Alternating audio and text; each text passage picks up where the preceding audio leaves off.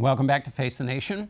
Over the last 6 months, we've monitored groups of Americans and their thoughts about the Trump administration, Congress, and our country in our CBS News Nation Tracker, a joint survey project with YouGov. CBS News Elections and Surveys Director Anthony Salvanto joins us to discuss some of these findings. Anthony, it's a delight to have you back. 6 months ago, you started a project and identified 4 groups. And we'll get to those groups in a moment, but one of the things that strikes me about these new findings is that you found one item that really kind of splits the group in two. What is that? Yeah, and it's really the personal evaluations of the president. You know, what we've seen over time is that the president started off with a very wide range of potential support, but it's been moving slowly but steadily towards more opposition, and it's really about whether or not they like seeing what they see as combativeness and the fighting. He's got this core group of loyal supporters that like him taking on people that they think deserve it, that like him taking on the media, but everybody else, that same fighting is exactly what they don't like. They perceive him as creating unnecessary drama. They describe him more as temperamental than presidential, and most people describe what they see from the administration then as chaos. So what happens is that that's what's really driving things more a little bit away from him. And we'll describe the different ways in which that chaos gets in the way in a moment. But another big finding before we get into those 4 groups is I was struck about people's feelings about the economy. The president has essentially argued if everybody would just look at the economy and the market and the jobs and how well things are going, that he would more broadly people would have a better view of him, but that doesn't seem to be what you found in your numbers. They do give him credit for the economy. Right. Most people give him at least some credit for the economy. They do think manufacturing jobs are coming back, but for a lot of people, that's not enough. And those personal evaluations are kind of outweighing what they do see is economic progress. Right. So it's not that they don't know, it's that they know and they're weighing something else more strongly. All right, now, the 4 groups. We'll start with the core supporters. These are the ones the president said he could shoot someone in the middle of Fifth Avenue and still have their support. What's their temperature? Right. Well, they're the only group that actually likes and wants him to do more tweeting. Look, these folks see the world in terms of them and their way of life being under threat, and they see the president as a defender of it. So they say that they are loyal to him above other party labels, above other political labels.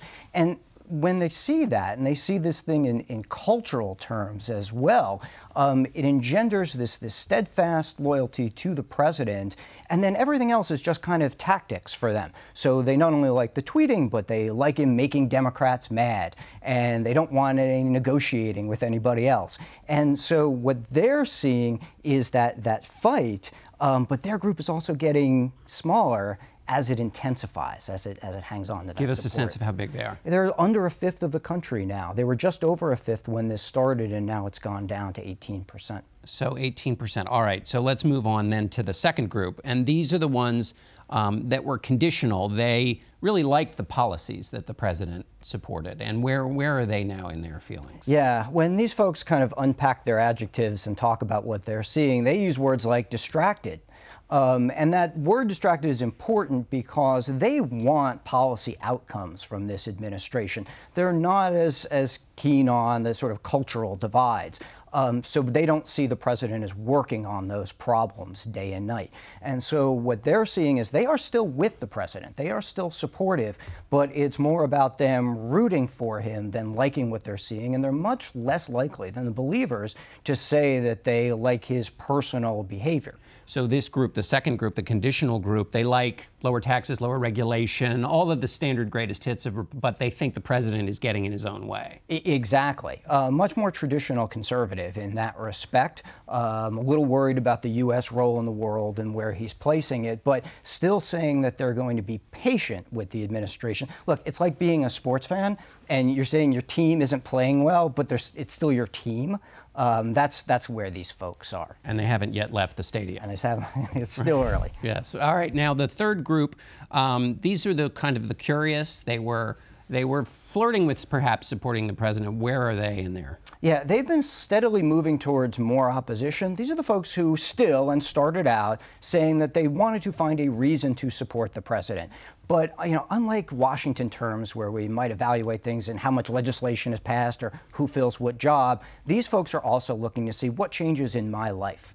and they haven't seen anything change in their life. Healthcare seemed to have an impact here. When people felt like they didn't understand what the president wanted or didn't understand what was in the Republicans' plans, they kind of defaulted and said, well, he's not fighting for people like me. And so what's happened is they've kind of moved away more towards opposition because they don't see those results, even though they want to find a reason. They want to find a reason to support him. So when the president talks about how productive he's been, this group says, yeah, but not for me. Not for me. Let me ask you finally about the last group, the resistors. These are on the total opposite end of the true believers. What's new, if anything, about them? Well, this group has been steadily growing. Now, they're more than 40% of the country. And what you see here is, as folks who are on the fence move a little bit more into this steadfast opposition group, they describe what they're seeing as frightening.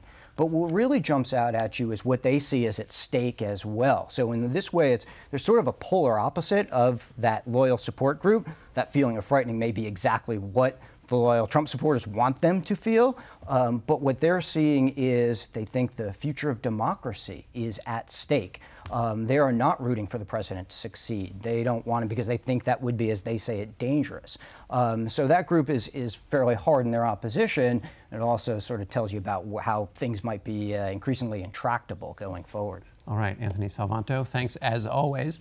And we'll be right back with our political panel.